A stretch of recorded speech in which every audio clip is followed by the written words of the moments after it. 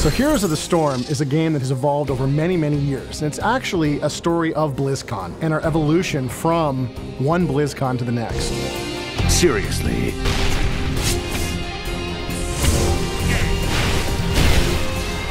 We brought this game first to BlizzCon in 2010 as really an example of what our map editor could do. We just wanted to show people how powerful our tools were, but people loved the game. Then we brought it back in 2011, and again, people were really enjoying this game. We got more and more passionate about it inside Blizzard, and we really wanted to see what we could do with this hero brawler genre. Once we made the decision to make Heroes of the Storm its own game, it really set us free to change the game fundamentally and take the genre in a new direction. First and foremost, we had to challenge ourselves to create a game that was really fun and really easy to get into for new players, but at the same time really emphasized team gameplay and had a lot of depth on the other end.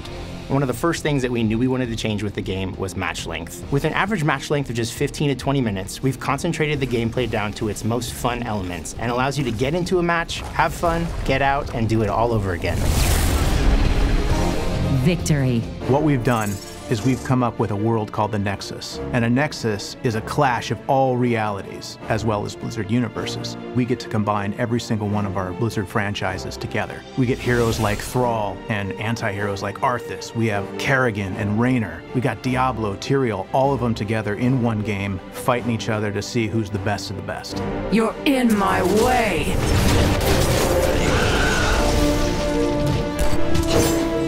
We're really trying to create a very diverse set of heroes for this game. We've got heroes that are purely siege heroes, heroes that are designed to destroy enemy fortifications and destroy enemy troops. So a hero like the Witch Doctor, whose whole job is to do splash damage to enemy troops, or has special abilities that allow him to destroy enemy towns, is something you can really use to push against the enemy and help your team win. We've got heroes like Abathur, who's a commander hero, and his whole job is to hide well away from the action, but control the flow of battle from a safe distance, and again, try to find clever and sneaky ways to help his team achieve victory. And the whole goal is to try to create a space that's open enough and creative enough and has enough sort of uniqueness to it so that when you see all of these heroes from all these Blizzard IPs pouring into this one game, that they all feel really unique from one another, and it feels like each game is really done justice and each hero is really unique. Maybe take Merc Camp. Teamwork is a really important part of Heroes of the Storm, and we really wanted to do it right in a way that was friendly and inviting for all players. Immediately, we made the decision to de-emphasize last hitting as a mechanic, so you're never going to have to apologize for killing the enemy. Get into the fight, get after the enemy teams, get takedowns on the enemy players, and the rewards are shared across everyone on your team. Since the rewards are shared, we really have the freedom to differentiate our hero designs in a meaningful way. Support heroes like Uther and Tyrande can actually be tuned to be dedicated healers. Of course, if you want to get in there and deal damage and get your hands dirty, you have the flexibility to customize your hero as well. We really wanted to make character customization really central to the game, something you want to do a lot to really maximize the strategic potential of your hero. So we've got ways that you can choose how this hero will fight in battle. One of the best examples is the ability to choose your own heroic ability. This is sort of like the ultimate ability in other hero brawler games. This is the ultimate expression of your hero's firepower. So for example, if you're playing as Arthas, you can choose whether you want to summon Sindragosa to the battlefield, this giant frost-breathing undead dragon, or you want to summon a massive army of the undead to attack your opponent. Each of these choices really changes how Arthas will play on the battlefield. I rule. So Heroes of the Storm really allows us to take elements from all the different properties and just smash them all together in just a super fun environment. It's not taking itself too seriously. It's a little bit lighter, it's a little bit more fun. We're not beholden to any one franchise. So if we really want, we can take Uther, Mighty Paladin for the Alliance, and drop him in medic armor from the StarCraft universe. We can have Tyrael, and he could have a demonic version. You know, what happens if Nova wasn't a ghost, but was a specter? Aside from heroes, maps are another area that the artists have been able to flex their creative muscles on. We've been generating a lot of art.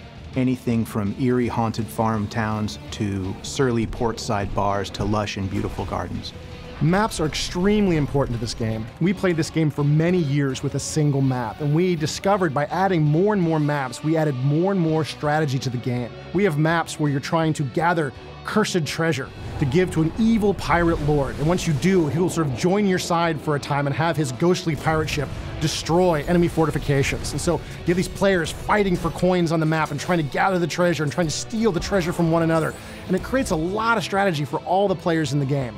We've got maps where you're going deep underground to kill skeletons and gather their bones to build this huge, colossal grave golem that will then attack its way across the map, destroying the enemy.